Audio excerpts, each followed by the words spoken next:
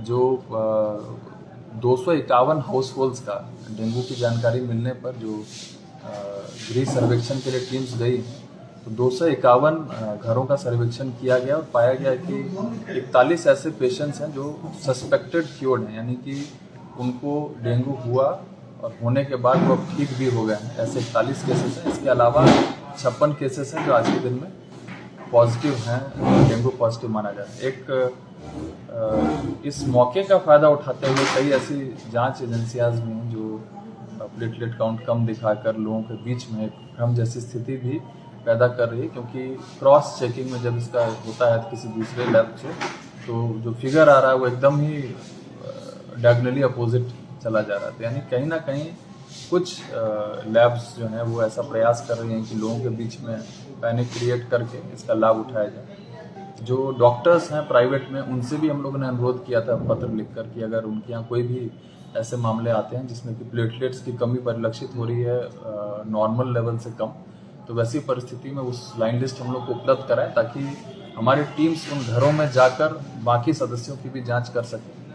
वर्तमान में dengue testing kits जो हैं रैपिड डायग्नोस्टिक किट्स लगभग 190 से ऊपर उपलब्ध हैं जिले में। इसके अलावा जो कन्फर्मेटरी एलिजा टेस्टिंग किट्स होते हैं वो हम लोग के पास 96 उपलब्ध है। एलिजा रीडर भी अब हम लोग के पास आ गया, तो अब यहाँ पर भी हम लोग कन्फर्मेटरी डेंगू टेस्ट कर सकते हैं। अगर कोई भी पेशेंट जो सस्पेक्टेड है या उनको लगता है कि उनको अपने टेस्ट कराने की आवश्यकता है तो सदर अस्पताल में इसकी जांच की व्यवस्था है। सभी जो डेंगू वार्ड है वहाँ पर मच्छरदानी लगाने का निर्देश दिया गया। पर्याप्त संख्या में मच्छरदानी हम लोग के पास सदर अस्पताल में उपलब्ध है।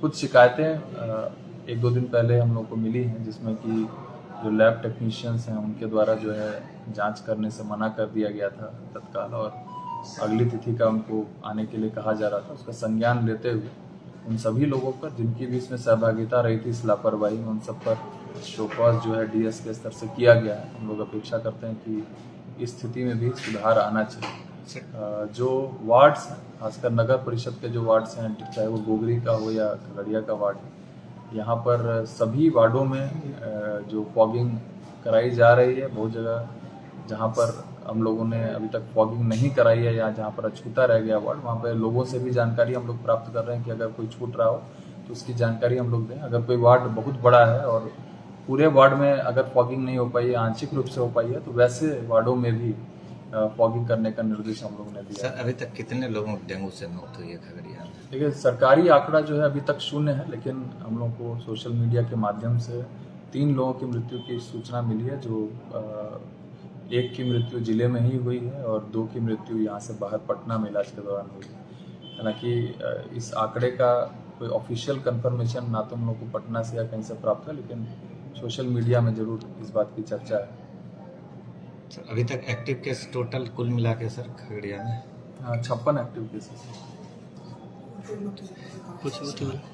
सर एक तो अभी जैसे पानी बढ़ता जा रहा है धीरे धीरे लोगों के घरों में, उसके लिए सर क्या बाढ़ के लिए जो क्या सर? देखिए खगड़िया जिले में तो लगभग नवंबर तक भी कुछ वर्षों में बाढ़ की स्थिति बनी रही है। इस बार विशेषकर पूरे राज्य में ही खासकर जो तटवर्ती क्षेत्र है वहाँ पर जो मकान है लोगों के, वहाँ पर पानी घुसना प्रारंभ हो गया है, ऐसी सूचना मिली है।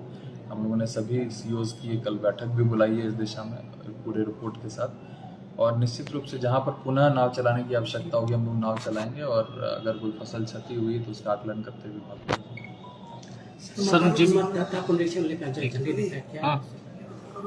जैसा कि आप लोग जानते हैं निर्वाचन के दौरान पुनरीक्षण का जो कार्य है वो मात्र